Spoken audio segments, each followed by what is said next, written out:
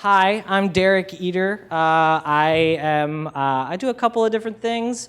I'll talk about one of them tonight. I'm the founder of a company called DataMade. We're a civic technology company. Just launched a website yesterday called Councilmatic for New York City. It's always fun. We like to launch stuff at the conferences. It's like just fun to do. So we did that, and I do that every day during the day. And then I also founded this event called the Chai Hack Night. For those of you, raise your hand if you've ever heard of the Chai Hack Night. Okay. How many of you in this room have been to a Chai Hack Night? Just Claire? Okay, I'm at my right audience. If you've already been to one, I'd say like, well, you probably kind of know what's going on, and so maybe you go see something else. But excellent, fresh ears. This is fun. So I'm going to talk about how we organize this event. We're going to have two parts to it. I'm going to talk about sort of the overall structure of it, what goes on there, and then some of the sort of the lessons that I've sort of abstracted of ways and reasons that I think that it has become as successful as it has. And then Claire, up in the front here, you want to wave, Claire? Is one of the people who's shown up to the Hack Night and has actually done a project and came with an idea and executed on the idea and now has an actual like live website and a project that she's actually continuing to work on now. So we're going to start at the very high level meta and then get down to some of the details and sort of show you how that can all happen. And then hopefully we'll end with enough time for the questions. I really want to actually make sure that there's enough time to talk to the folks here and answer any questions you have about the stuff we've talked about or just general things about that organizing events like the Chai Hack Night. So I think that's the agenda, so let's get right to it. So what is the Chai Hack Night? We have stickers, by the way. One thing, I'll put this out there right now. We give out stickers at the event, but you have to earn them. And so we are going to institute that rule here. If you ask a question, you will get a sticker. We also have another rule where if you bring somebody to the Hack Night, you also get a sticker. There's about like 4 or 5 other different ways. So those two will apply here. So if you like tweet or something or tell someone to like come to this room, and I will give you a sticker for that. We'll do that. It's kind of one of the things we like to do to increase the participation of people in the room. It's not just about like spreading the name of the thing around. It's about like actually like getting engaged, right? That's what we really always want to do. So the Chai Hack Night, it is an event that happens every week in Chicago. We've been running it for about 3.5 years now. It is a place to build, share, and learn about civic tech. We've been meeting every single Tuesday with like a few exceptions for holidays and things like that, all the way since March 22nd, 2012. We've had 175 events, which is a lot. And so a lot has happened over that period of time. And I'm going to kind of talk to you about what it looks like now. But before I do, the next thing is who is behind it? I started it, that's me on the left. I started it with my good friend Juan Pablo Velez. He is in New York City now, and he's an emeritus organizer for it. But really it started with this kind of problem that we had 3.5 years ago, which is we were doing all this civic tech stuff. We had 9-to-5 jobs that were completely unrelated to it, and we wanted to have a place to get work done on these projects, and like scheduling time at coffee shops was just becoming a pain, and figuring out, oh, when are you going to be there? How are we going to organize, and where do we meet? So we said, let's just be consistent about it. Every week, let's get together for a block of time and just work on projects, and that is the goal of it.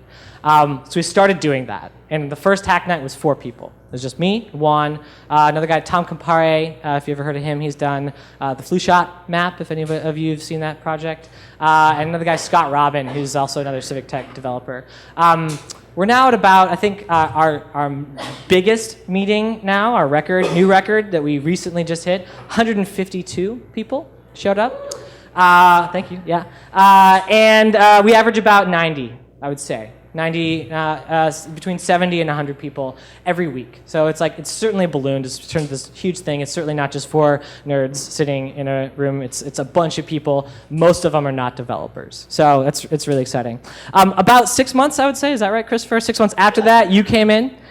Christopher Whitaker, everybody? I was going so you were going, but you kind of like, yeah. Christopher ended up like sort of taking on this more of a leadership role, and he now co-organizes it with me. So me and Christopher run the show now. Christopher, if you guys don't know him, is an awesome. You do great storytelling. That's kind of like a way I'd like to describe what you do. Like you're the guy who makes it known to the rest of the world what's going on in Chicago, and we wouldn't be where we are without Christopher. So he's a major part of it. You also do the very famous Civic Tech 101 session, which is great. So I'll get into that a little bit. But these are the people that run it. It's the three of us. What happens at Chai Hack Night? This is a picture of some pizza boxes. So this is an aftermath of a Chai Hack Night. So I'm going to talk to you about just what does it look like when you go to one of these things. So the first thing is there's always food. We meet at 6 p.m., and that's like dinner time. And I've been to plenty of meetings before, meetups before, where they don't feed you, and you just get cranky, and you don't want to be there. So first things first, you want to feed people, and that's also a way to sort of bring a community together, right? Everyone gets food together, and we all sit down together, and then we start chatting, and then the event starts. So number one, food. Then, introductions. So this is a picture of actually that meeting I mentioned where 152 people showed up. We've been in several spaces over the course of 3.5 years. Started off in my old office at Webitex, and then we moved into a incubator space called 1871 in Chicago with the help of Smart Chicago Collaborative. They helped us get a spot there. And then we even outgrew that. And now we are in the space in Braintree's main office, and they have a giant atrium space. And as you can see in this picture, we're filling that up. So after we eat, the first thing on the agenda is introductions. And introductions happen every week, and they're mandatory. Everyone has to say hello, their name, what they're interested in. And I'll get into a little bit more about like why that's important, but that happens. After that, there is a open floor for announcements. Anybody can share news about civic tech. Also, job openings are oftentimes announced here, and people seeking jobs. And this is sort of like the public forum for people to sort of share all the stuff that's been going on since last week. After that, we have presentations. This is a picture of Tom Shank, who's the Chief Data Officer for the City of Chicago, talking about their data-driven food inspection program. So we have a presentation almost every week. I say we try to alternate between, I'd say like 3 presentations, 1 week without a presentation. But we actually, like, surprisingly enough, you might think it's really hard to get a presentation every week. It's actually, we're booked out at this point like 2 months. So there's enough stuff happening, enough things around this community, and we try to reach out to enough broad people to actually fill that presentation thing. So it's it runs itself at this point. Like there's a lot of people coming to us and wanting to present, and they do. And then after that was a Q&A. Q&A is mandatory. If you present, you must expect people to ask you questions. And it's actually one of my favorite parts of the Hack Night is people from this audience, which is, by the way, it's developers, it's designers, it's journalists, researchers, academics, people are just curious about this stuff. It's such a broad range of people, and the questions we get from them are so interesting. And so when people go up there, you better know what you're talking about, because people are going to ask you like maybe hard questions, right? Technical questions. And that's where I think it gets really interesting, right? I think is having that Q&A session. Then after that, we switch gears. This is like a little bit of a running joke. This is Eric. He works at DataMade, and the running joke is that his hands and his keyboard are more popular than he is. There's like pictures of him like doing, like there's just a joke to show his hands typing. So we switch from presentation, everyone in the room like this, to breaking out into different groups. So we have, I usually say, and now it's time for the civic hacking portion of the evening. So what do? We have basically, over the course of these, this really happened about a year ago, or a year and a half ago, we decided to let people organize around their own projects that they care about. And we intentionally divide it by issue. So in the beginning, it started off with like, oh, I'm working on this mapping project. Who wants to help with that? It was very challenging to get people on board with those kinds of projects because a lot of folks just wanted to show up and were generally interested in stuff, but didn't know how to contribute. So we actually we encourage people to start any group they want, but we encourage people to make it about a topic: education, transportation, mapping where my building doesn't have recycling, which Claire will talk about in a little bit. They're broad and they're more about having a conversation around a general topic, and sometimes they get specific, like Claire's project. But Claire's project actually spawned out of the environmental breakout group, which is a group that shows up, and everyone who shows up to it cares about environmental issues, and new projects are spun out from there. So that's there's working groups that happen. Also, if any of you have ever been to, oh wait, hold on. Oh yeah, okay. I'll talk about. I'm out of order on my slides. I'll talk about Claire's thing a little bit, and she's going to give you a deep dive into this. But here's an example of a working group that developed a project.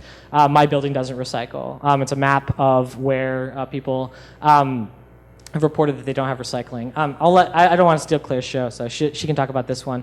Another group this is Rose Frier. She's also here at the summit. She has a project called M Relief. That came out of the Hack Night. She sort of had this idea, and she's been cultivating it. She actually has a nonprofit now, and she still meets every week at the Hack Night and runs the social service delivery breakout group. And she uses it to both do projects around M Relief, but also broadly in that topic. So it's really interesting, the variety of different kinds of things that have happened. And then this is another really interesting one, is the Chicago Bike Equity Project.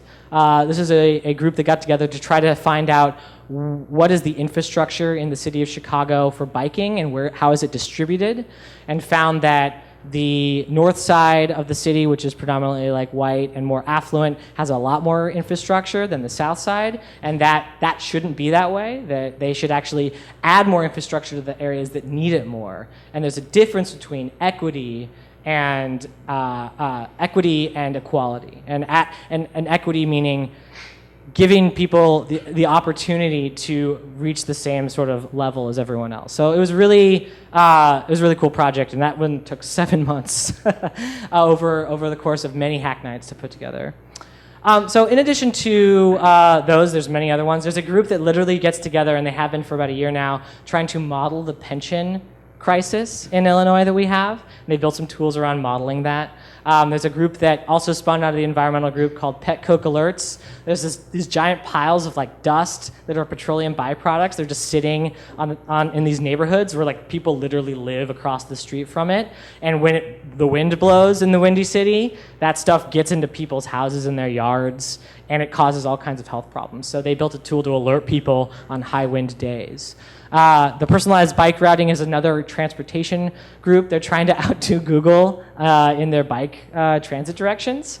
Ambitious, I would say, but it's pretty cool. Ride With Me is a tool that has been developed by the Hive, some folks from the Hive Learning Network, and they are basically trying to make a tool to get to organize kids to get to after-school programs in groups, so to get to and from different parts of the city safely. And then there's a really awesome group that's working on access to justice for taxi drivers and all the ways that taxi drivers have been sort of left out in this sharing economy, and how they are subject to all sorts of rules and regulations, and where they can park their cab, and actually the city's pretty bad about ticketing them, and they actually are really losing out in a lot of the great things that are happening in the sharing economy. So these are some of the other ones. In addition to breakout groups, there's learning groups. And this is something that we developed more recently.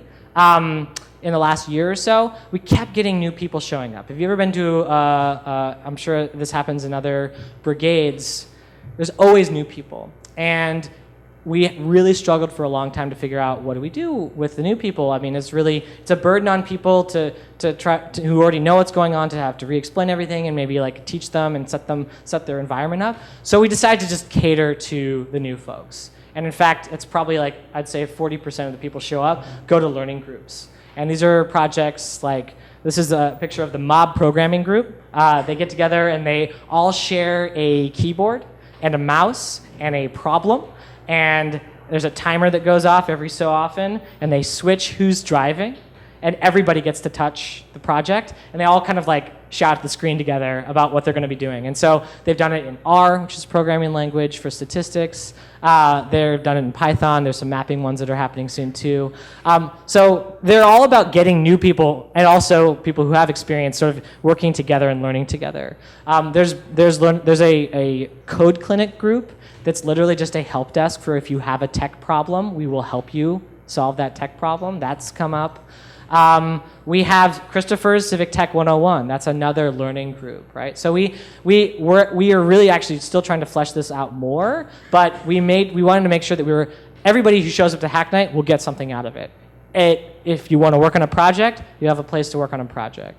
If you want to learn some new skills, there will be lots of options for learning new skills. If you want to just show up and eat our food and listen to a presentation, that's also fine, right? So we wanted to be as inclusive to everybody from all sorts of different skills and backgrounds as possible.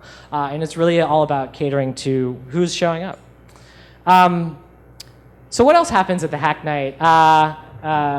Maybe Christopher shouldn't look up. I don't know. This is a picture of him having a conversation with some other folks. This is an interesting thing that happens when you develop a community that is the size of ours, is that the Hack Night has actually become a place where business is done. Like, relationships are made, projects are discussed, and these are guys, I'm not going to talk about what project it is, but they're talking about a project here. They're talking about doing business together, right? And that happens a lot. I take a lot of meetings at the Hack Night now, and I think that's a sign of the diversity and the strength of our community. So that happens. Also, it's like very social. This is Steve Vance, the guy right here sitting down saying, "Why are you taking a picture of me?" They're celebrating the launch of their bike equity project. And it's become a place for people to just get together and like catch up with everybody and have a good time and talk to people who have similar interests. So it's become a very social event as well. We also have, and this is something that started about 1.5 years ago, leadership meetings, which I started this event with Juan. And when Juan left, I kind of had this moment where I was like, wow, if Juan's leaving, what happens if I'm not around anymore?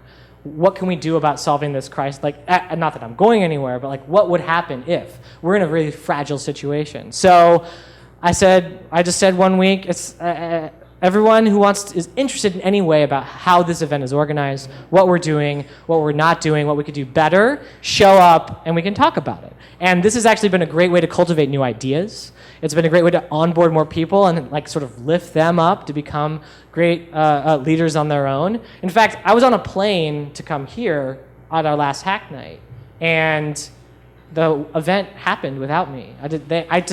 I was like, oh, okay, I won't be here. Christopher won't be here. Like 5 or 6 other people who I'd probably pick to be like run the event, they're all here.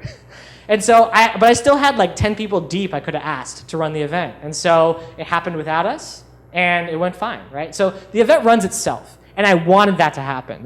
It should not be up to an individual person for this event to continue on. So the leadership meetings happen for that particular reason. Most recently, we also had a community feedback session, which is kind of an extension of what we do at the leadership meetings, except I wanted to hear from everybody. So we had a special event last week where we had 4 broad questions that we had people break up into groups and put sticky notes up and +1 things that they liked. And so it was topics like, what do you like about Hack Night? What could we do better? What kind of presentations would you like to see? And what kinds of things would you like to learn, right? And we had this big synthesis of all this information, which we published a big blog post about it. And it was really, it's all about listening to the community and seeing that's the thing we've always done is I don't really want to impose on people what to do. I want to listen to what they want to do and set up the infrastructure, set up the space for that to happen. So I think there's a lot of things we're actually going to be able to make changes to the Hack Night based on this feedback. So that's kind of what happens, right? That's what happens literally every week. And there's some lessons, I think, about what we do and why it works. And I distilled it into 10 points. Number 1, and this is something I've talked to a few people in the brigades here, we meet at the same time and same place every week. It's not every month, it's not bi-weekly, it is literally every week. And that's essential because it becomes part of people's schedules. It's Tuesday, it's Hack Night. I don't have to think about it, I just know it's happening. It happens without me, happens without us even advertising it, although we do send out tweets and stuff like that, but it's just automatic, it happens. And I think creating that recurring space is essential for people to really have like faith in the community and realize that this is something that's always going to be there. And they can show up and they can miss a few, but they can come back and it's easy to get back into it. And they don't have to worry about figuring out when the next one is. It's at the same time and the same place. Introductions are mandatory. everybody, no matter how big we are, has to introduce themselves. We did introduce 152 people. It probably took 15 minutes, but it was worth it. I hate walking into an event where I don't know anybody, and it's super hard to break that ice. And it's even hard to do it after you've heard someone introduce themselves, but it helps that little bit, right? Oh, that person, they work for that organization, or they're interested in this. I'm gonna go talk to them, right? Having that icebreaker is essential to building a community like this. We organize from the bottom up. I don't tell people what to work on. I sort of create the space and let people come up with their own ideas. Anybody can start a breakout group. That's like a rule. Like anybody at any time can just say, I wanna do this, and people can vote with their feet and show up. That is the organizational principle that I think makes us so strong, is that it's not top down, it's bottom up. It's what are you interested in? Because again, it's volunteers, right? Like people, why would you do something, like I've seen it happen where people are like, hey, you should go work on this, and then they leave. And people from the city have done this, people from other nonprofits have done this, and they're like, yeah, nerds, go work on this for us. We have a problem for you to solve. That never pans out, ever, ever. It's the projects that succeed are the projects like Claire's, where it's her problem, her idea, she owns it, she runs it. And that's what we want to cultivate.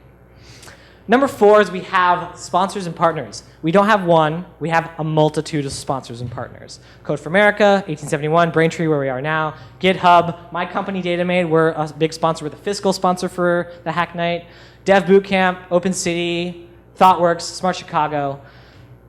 It's strength through having many relationships. And I think that that's something that I have a bit of an independent streak, I would say. I don't actually consider us to be a real Code for America brigade. I consider Code for America to be a partner. I consider us to be in that network, but I actually don't classify us as a brigade. We also have a relationship with Smart Chicago. Smart Chicago is a great partner, but we're not under Smart Chicago. We are independent of all of that. And it's through those multiple partnerships that I think gives us the strength to be able to shift when groups change, when policies change, relying on one particular group is like kind of setting yourself up for failure. It's the same problem as relying on one person to keep it going. So it's that variety that I actually think is like essential. We focus on doing over talking. The HACKNIGHT started because we wanted to do work. Work has to get done. And everything else sort of springs from that. It's learning how to get work done, or it's presenting the work that you have done. It's always about doing over talking. Talking happens, but it has to be about getting your hands dirty and getting things done. 6, we intentionally try to get as much diversity in projects and topics as possible. That is a great way to get new people into the event. We've had folks from the city present. We've had folks from the ACLU present. Last week, we actually had someone from the Chicago Justice Project talk about a new app that they just launched that added a bunch of transparency and revealed a bunch of data about the Independent Police Review Board. And it's a very controversial topic, and it's not something that like government folks were super happy, I'm sure, about. But we wanted this to be a space that kind of project could happen, right? We get environmental groups come in and talk about stuff. So you can see, if you go to chihacknight.org/events, you can see literally every event we've ever had. And we intentionally try to get different people and different organizations to show up. We cater to newbies, right? It's all about those learning groups. They are going to keep coming, and you should nurture and encourage new people and give them a path, if they want to learn these skills and to learn more about policy and topics, and then continue to be sustained members of it. I think ignoring them or saying, oh, there's a burden, that's not a good model. I think to grow a community, to make it as diverse as ours, you have to cater to them. Number 8 is listen to the community. I think that's something, again, it goes back to organizing from the bottom up. You have to listen to what people want to do, and you have to make adjustments accordingly, which leads to number 9, which is you have to change and experiment constantly. We've been flying from the seat of our pants from the beginning, and we change whenever we think something needs to be changed. We keep it fluid. We didn't always have breakout groups. We didn't always have a leadership meeting. We didn't always, we used to ask people to donate money for food, but eventually we figured out, oh, we can do sponsorships instead. And that's it's something that jives with the community and makes sense and works.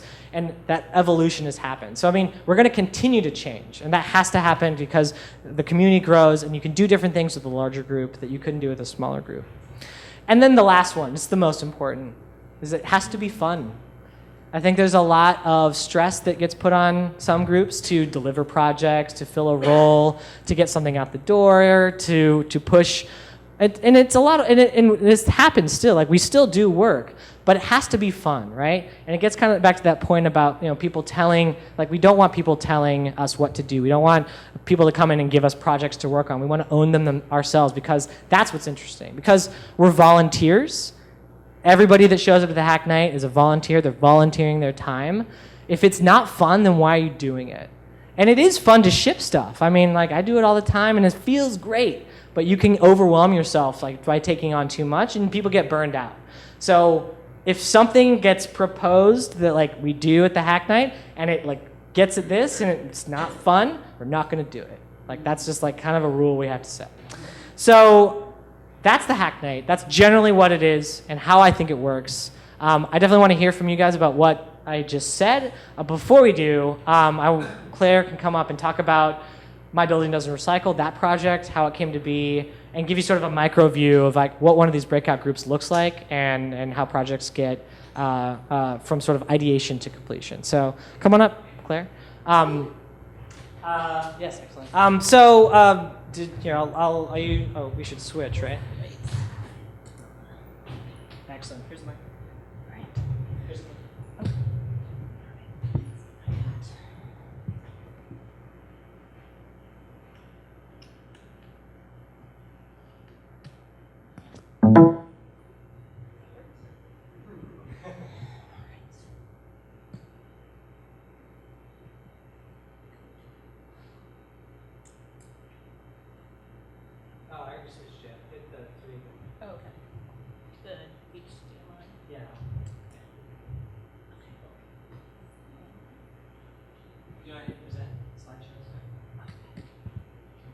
We're Mac people, so. Yeah. Do you think the play button would be like more prominent? Maybe that's the problem.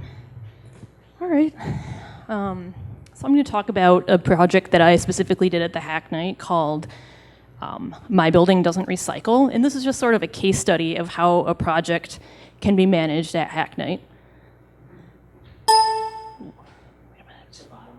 Oh gosh, okay.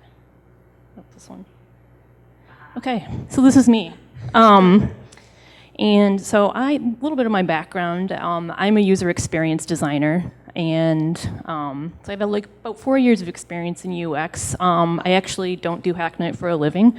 I'm an interaction designer at the University of Chicago, but I mean, I definitely use my skills from my profession. And then at Hack Night, I was the UX lead and project manager for My Building Doesn't Recycle, and that's me with my favorite thing, a recycling bin. Okay, so here is a problem. If people aren't from Chicago, they might not understand the significance of this photograph. These are overflowing blue bins. So people and there's a two-tiered recycling system in Chicago. Buildings with 4 or fewer units get the city's recycling services, which are the blue bins, and that's free. Buildings with 5 units or more, it's up to the building manager, the landlord, to contract with a private hauler and pay extra for recycling services. So a lot of people don't want to do that, and this is what happens when people like me, or who are in a 24-unit building, really want to recycle. We do like guerrilla recycling, and we stuff the bins, they're overflowing, and then that actually results in like 311 calls. Because like you can't, that is a type of 311 call, is overflowing blue bin, and there are a lot of them. All right. Okay, so the problem is that there is a recycling law in the books that mandates that these high density properties, 5 units or more, they actually do have to, according to the law, contract for recycling services. Problem is the law it's not enforced.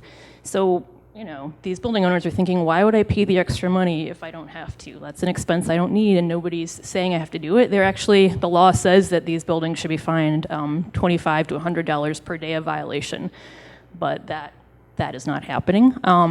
So there's no way to report that you're not getting recycling because there's no enforcement channel.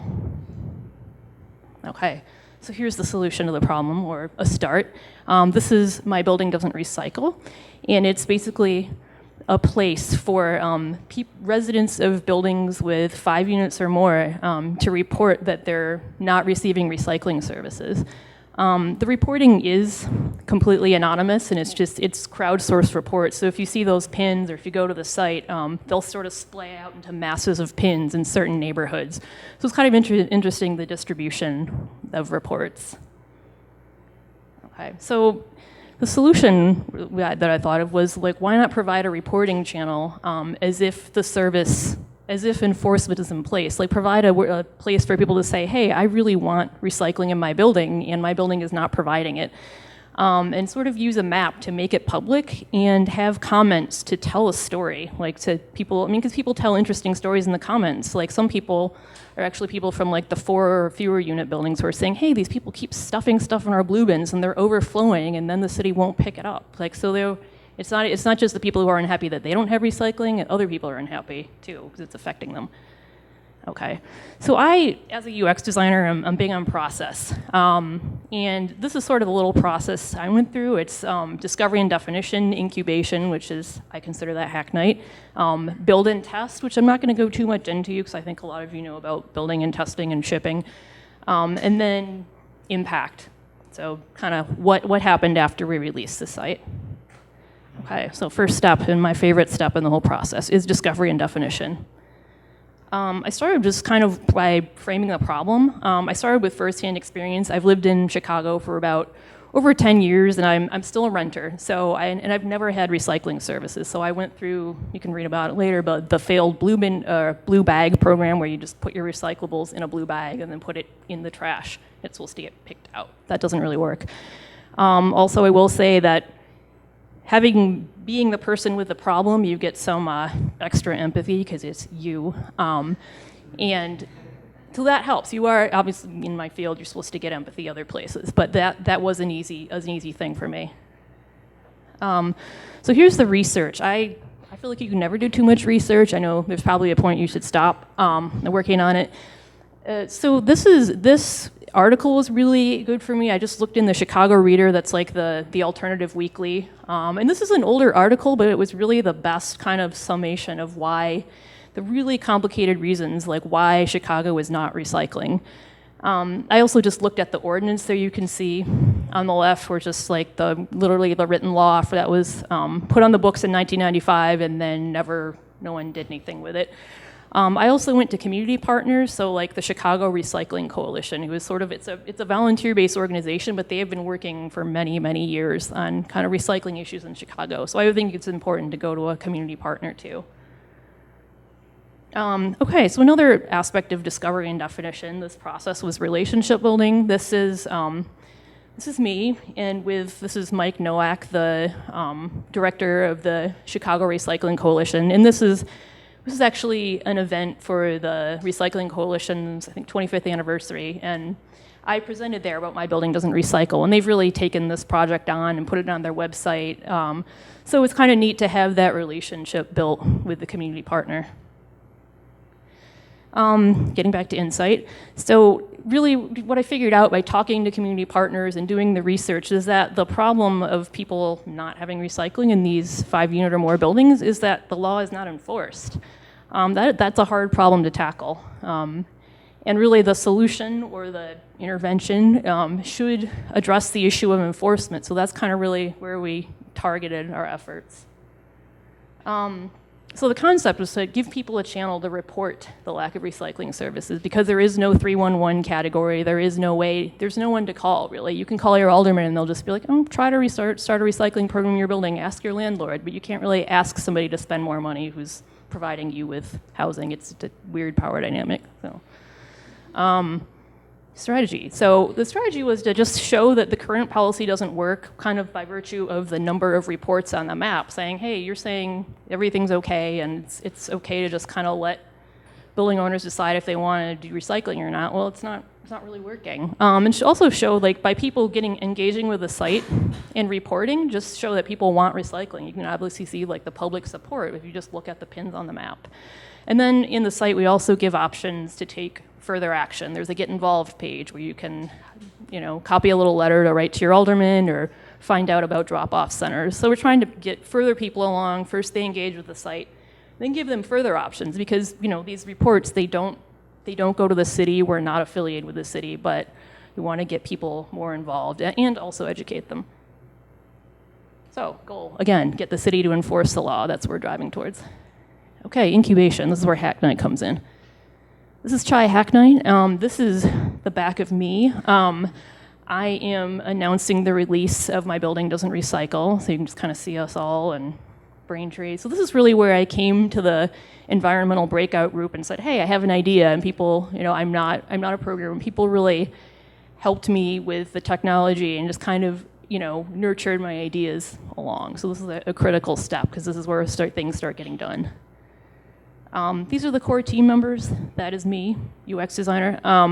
That's Ben, he's a developer, and that's Alex, who's a developer. So that is their day job too, but obviously this is volunteer work. So we were the people who came together and had the most kind of longevity of involvement. There were lots of people along the way who did contribute code or contributed copy or a little design help, but these were kind of the core people who stuck with the project. And I do think that's important to have a core team, just so that you're not kind of getting people who don't understand the project coming in.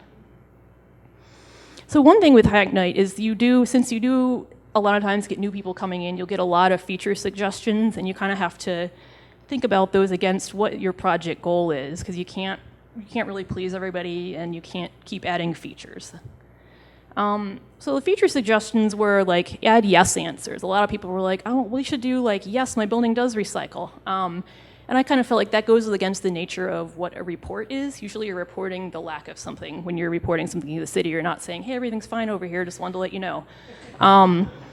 So to me personally, I felt like if we were going to say report's a call to action, then we should not include yes answers. And it's very hard to report yes versus no on a map if you're allowing multiple reports for a building, because then you're getting dueling answers, and it could be a recycling vital breakout. So that was something we did not do. Also, someone said to coordinate with apartment finding apps. So it'd be kind of more market pressures of, oh, this building recycles, this one doesn't. I'm not going to live there. I don't know if that would work. I mean, I do hear that feedback still a lot. Like, why don't you try that? But it just feels like I was aiming more at policy, and that seems more kind of a consumer thing. And I kind of wanted to aim more towards policymakers. And then people wanted just it to be lots of data collection, like really have somebody who visits the site fill out lots of fields. But I know that can, I think, confuse the purpose, and like people will wonder, well, if this is being mapped, how are all my answers to these questions being mapped, and what are you going to do with them? And they might abandon the form, and we really want a quick way for people to engage. So honestly, the questioning and just the kind of going through the ringer at HACKNIGHT really helped to clarify the project direction, because you continually have to say, what is our goal? How does this feature meet it? How does it not meet it? And it really helps you, I think, stay on track. Build and test. This is going to be pretty short, but I wanted to at least address this part. This is kind of the technology and tools we use. Of course, we use wireframes. I did them in Acture, and to sort of communicate with developers what my ideas were. They're kind of a hybrid clickable wireframe prototype, pretty lo-fi. I definitely did some usability testing, and if anyone's curious about those results, I can talk to you afterwards, because they're kind of entertaining. And then here's our technology stack. So I can go back to the slide if people have questions. And also, I'd encourage you to talk to our developers too, because they know a lot more about this than I do. Impact. All right, so the site ended up getting like a good amount of media attention. It kind of built on itself. We do have media people kind of embedded in HACKNIGHT, people who are HACKNIGHT regulars. There's one guy who works at WBEZ, and the first media spot was on TechShift, so I got to talk about the app on there, and then that kind of resulted in more reports and then more media attention. There was more than on this page, but these are kind of the major outlets.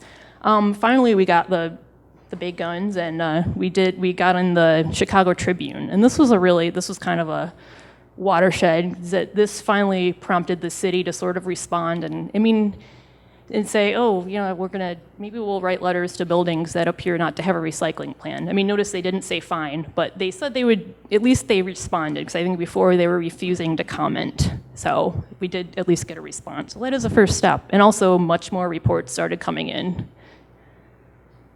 Here's a little more about impact. So we've got, I think these have probably gone up slightly, but 845 Facebook shares, lots of tweets, and lots of reports. And you can see just all these pins. I mean, you have to keep going more and more into some of these pins because there's such a concentration. And some neighborhoods just have a ton of reports. And I mean, a lot of them I would say are kind of on the north side and a little more towards downtown. But it's an interesting thing to check out and just look at the comments.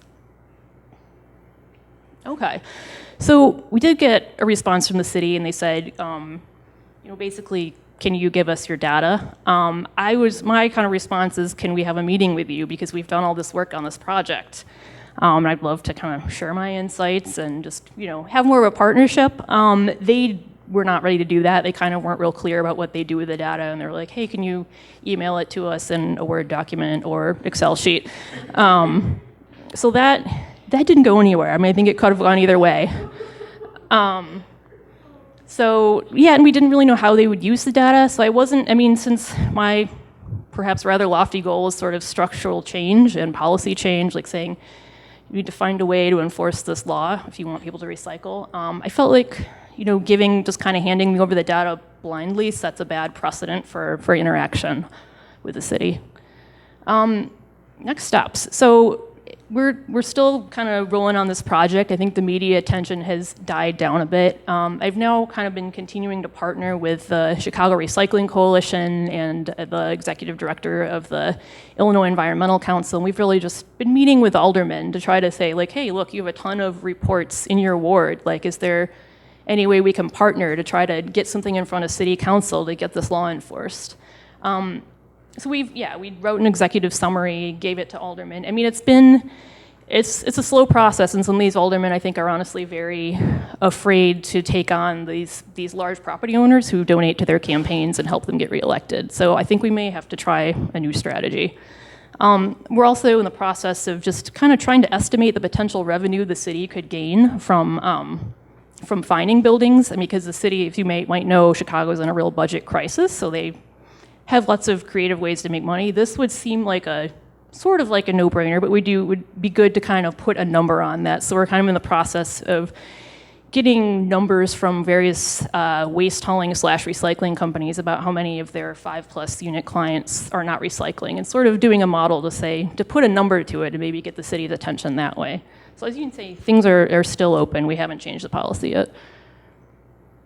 Okay, so these are sort of some lessons I came out with from doing the project. I think it's good to become the expert and really, just really know more than you need to know, because that'll help you all the way through the project, talking to new members and talking to the media, because then you have your talking points ready, you can expand on topics. I think it really helps.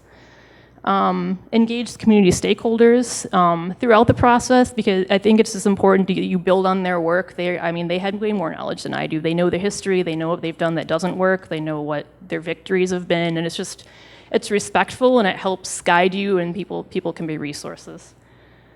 Run your idea through the gauntlet. So definitely I had to announce this project a lot at HACKNIGHT. I think it helped me kind of refine my pitch for exactly why we're doing it, what result we're expecting, how we want to do it. So it really clarifies things. I think if you kind of go on, then people are like, I don't understand why you're doing this project. So that helped clarify direction. Take the time to define and refine your strategy. I mean, we had a strategy at the beginning of like, let's try to get these numbers out and show that they need to change the policy. I think we may have to refine our strategy, because I think it's very hard to get a policy change. So maybe there are either other ways we can have impact, or there's another thing that we can try. Definitely check the feature suggestions against your goal. I mean, have as few features as possible. I mean, just having something simple really worked for us, like in the media, in getting group members, in engaging with multiple audiences, like just have the lowest common denominator, and that will really, I think, help get your message across. I mean, complicated maps may be good for some audiences, but if you're going for sort of a catch-all, I think simpler is always better. Definitely be aware of your own biases and biases in your environment. I am very biased towards planning and research. So I would, I like to delay shipping it. I like to test a lot. So that is sort of my thing as a UX designer and a person. And other people were like, let's get something out the door, let's ship it, I want to see something. So I think you have to kind of compromise when you're in a group with other people, because I think both approaches have advantages and disadvantages. And lastly, just keep your goal and message simple. I think simplicity looks deceptively simple. It's really not. I mean, you have to really distill your idea down to something that is very, very basic and something that resonates with people and engages them. And I really think once you have that goal and you have that strategy laid out, just like the form and the content and the function, everything will follow because you have that roadmap and you have that goal. So you won't be wondering, should I do this? Should I not do this? There's always kind of just a fairly clear, quick answer. Lastly, if you'd like to help out, get the word out. Continue to get publicity for My Building Doesn't Recycle. We could always use a renewed interest in the app. Suggest next steps, totally open to next steps. I bet there's a lot of knowledge in the room. Submit an issue if you have an issue. And report your building if you live in Chicago. We're accepting reports. Okay. All right, thank you.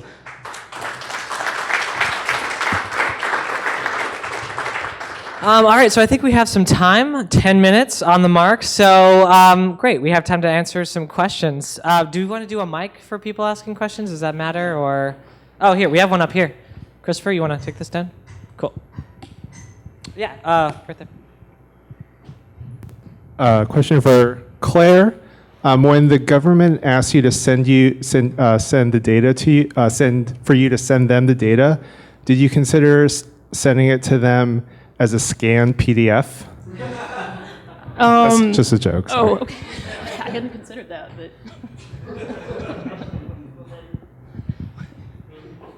So what was the city's reaction after, so you got activists involved, and then you might have pressed the issue to the press, but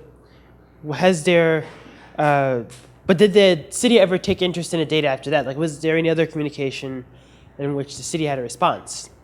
There wasn't really, except for just wanting the data, but saying we can't have a meeting at this time, and we're not able to tell you about what we're going to do with it. So there hasn't been renewed interest there. I mean, I'd be open to learning about further ways to engage with them. I think it's a difficult thing. You. So you guys have, pizza and food sponsored. Is the space sponsored as well? And how did you go about establishing those relationships? Yeah, absolutely. So the space is given to us for free, which is kind of amazing. When we were at 1871 for 2.5 years, we had access to that originally because Smart Chicago gave us that. We had a relationship with them, and they were already paying tenants. DataMade, my company, is also paying tenants, so we actually transferred it over to DataMade a little bit later. But we outgrew that room, and that was something they gave to us for free. They got to be this point where we needed to get a bigger space, and they actually wanted to charge us for it. So then we started looking around, and at this point we have about 1,200 people on our email list. We have 70 to 90 people showing up every week. So we were able to tap that network and ask around. And so we actually ended up having 2 offers for hosting it for free. One was Dev Bootcamp, which is now their sponsor. They pay for food once a month. But Braintree also showed up, and it was it's the most random relationships end up bearing fruit, right? So this guy Randy, who actually moved away back to Texas, but he happened to go to a different meetup group and was talking to them, and they're like, oh yeah, we would love to host the Hack Night, and they do. It's great for Braintree they hire out of our group. Several people have gotten hired out of the HACKNIGHT, and they have their logo on the back. So every picture you see of the HACKNIGHT gets like Braintree exposure. And that's actually great. I want them to get something out of hosting us for free. So it isn't just go one way, right? And that's something that if we have to move again, we have a network of people to be able to move if we have to. But I try not to move unless we have to, getting in at the same time and same place. We try to keep it consistent. Do you have that order, Christopher? Or here? Yeah. So one of your lessons was to focus on doing, not talking. Yeah. But this balance is something I'm constantly noodling over. So you have like mandatory intros and presentations and a lot of talking, and that's important.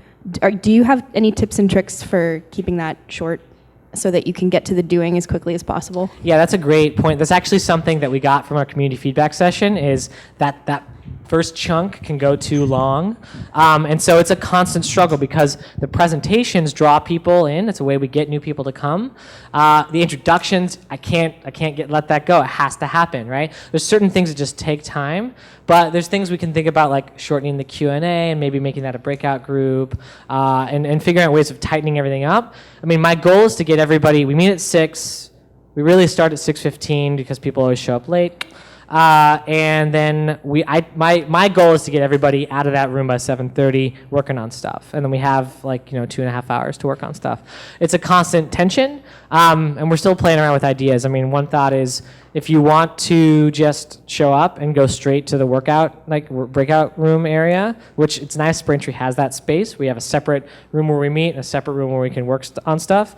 People kind of do it already. They just walk right past it, get started on work. That's something that we might say that's acceptable to do. We could call out and say, that's okay to do. It won't offend anybody if you just want to do that. So it's a tension we still struggle with too, because some people show up and want to listen, and some people show up and just want to get work done. So yeah. Hi there. Have you guys considered live streaming the learning groups or archiving them, posting them on YouTube or something? This is something that, do you want to talk about this, Christopher? Because this is your field. So through contract with Smart Chicago, I was documenting the Shy Hack Night both on live streaming and blogging about it afterwards. Smart Chicago is no longer paying me to do that, but we'd love to. So mob programming is one of the bigger learning groups, and that's hard to live stream because it's very interactive. We don't live stream the orientation, but I've sort of given the spiel on YouTube, and it's actually one of the only popular YouTube video I've ever made. So if you Google Civic Hacking 101 inside YouTube, my ugly mug shows up. The other learning groups, we could consider it, but I think the problem is a lot of them are really interactive, and so it doesn't lend itself to live streaming that much. Yeah, what's the interest there? Have you seen other education or learning groups broadcast stuff? Is that a way you'd like to engage with it, or? It'd be great to have some knowledge from a very developed project and community. Okay. We're a small community, so we have some knowledge gaps, I would say. Right. Okay. Cool. Yeah. So yeah, so Eric right here, he goes to the HACKNIGHT, he's a regular, and yeah, that'd be awesome. We could totally make that happen. Especially the speakers, I feel like that's another thing that Yeah. even if it's kind of Chicago specific, it can help draw folks in and they've got content. Yeah, it's amazing. Smart Chicago through Christopher was recording those and has a whole archive of them. And now that Smart Chicago is not supporting that anymore, we have to think about what we want to do, right, and how we supplement that. So that's something to figure out. But it's I hear the need, and I want to keep that going for sure. First of all, congratulations, both of you, Thanks. all of you. The from the bottom up, and really honoring that the volunteer had a project, an idea, or many of them. What, if any, guidance do you give them if you have a working group kind of just barreling off, where there's a project where they really didn't understand the user, they were really kind of going off the rails, So you're honoring their idea, but do you have any, guidance to kind of, if they're going to put all that energy in so that the projects can have more impact? I would say that in a lot of ways the community is kind of self-correcting on that. Claire mentioned that she shows up every week and has to give this pitch. And I say people vote with their feet, right? You can show up for as many times as you want and like pitch your idea and start your own breakout group. And like if you show up enough times, I'll like put you on the webpage and everything like that. If your project doesn't have legs, if there's not enough people working on it, like, and this happens like, you know, more often than not, actually, where project rollers fizzle. And that's fine, actually. That's like part of the process, right? Sometimes it just maybe it wasn't a good idea on the outset, and it can just sort of like die on its own, right? And that's okay, right? Maybe you learn some things from that. So, I mean, I float around to give advice. I mean, I advise Claire here and there, and I advise different groups, but it's only when people ask me. And I really try to avoid imposing what I want to do and what I think they should do. And do you want to add, Christopher? The other thing is their learning environments. And so if someone does a project and the project, they still learned a lot, which is cool. And then the next project they do is going to be even better because they've had that experience.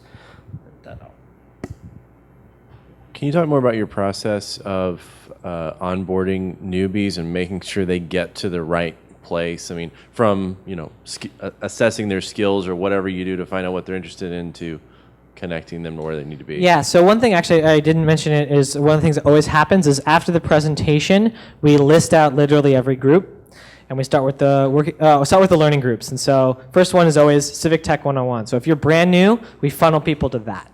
And then after that, maybe the second week, they can go, if they don't have any tech skills, they can go to the mob programming session. They can go to one of the other learning groups and pick up stuff. There has been some like cross-pollination between some of the learning groups and some of the working groups where maybe the mob programming group will take on a task that is going to help like one of the working projects, right? And that kind of thing can happen. But the fact that every week we like list it all out and let people kind of pick and choose their own adventure, and if they don't like any of their options, they can make their own. We give people that menu of options, but some people like will probably, you know, some people won't find what they want and they won't come back, but plenty of people do, right? So that sort of happens just by the recurring nature of the way we do those listing out those breakouts and the fact we meet every week. Hi, I'm from Seattle. I'm from the Seattle Brigade, and I'm really excited about all of the kind of big ideas that you guys are working on. So I have a question in the form of a proposal, which is that I think it might be really interesting to get together with some of the brigades virtually, like once a month or something, and do like a learning group together around what we're noticing as commonalities with whether it's recycling or transportation or housing or whatever in the different areas, because I'm getting a lot of inspiration from this that I'd love to take back to the group there and think maybe there's some room for us to collaborate on that. So. Yeah, absolutely. You want to make that happen, Christopher? So well, no, it's true. So this happened just this week. I joined Code for America's brigade team, and so I will be happy to like help set that up. Okay. Yay! I forgot the question I had. Come back to me. Okay. We'll get you later. Couple of questions that I had in my mind, a couple of people have asked, and I would really love some sharing too among the smaller groups that, you know, can do virtual guests from other brigades or in addition to the speakers that we have. But the other question I have is, you said if we asked a question, we could get a sticker. So can I get a sticker?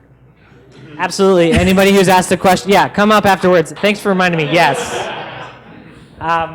I'd be all for doing that.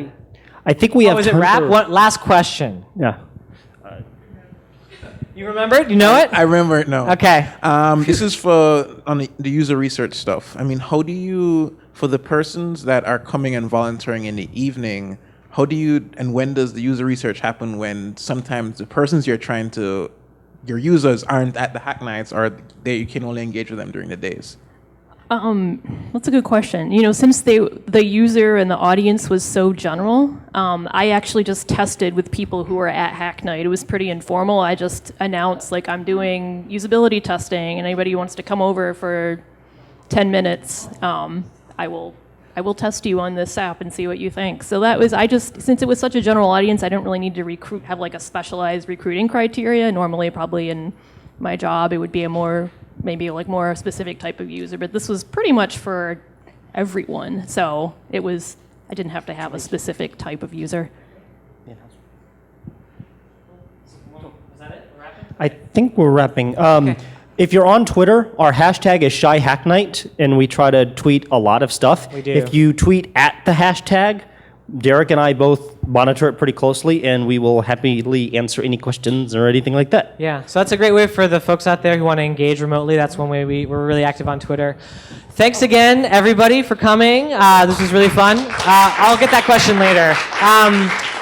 Thanks, and yeah, we'll see you out there.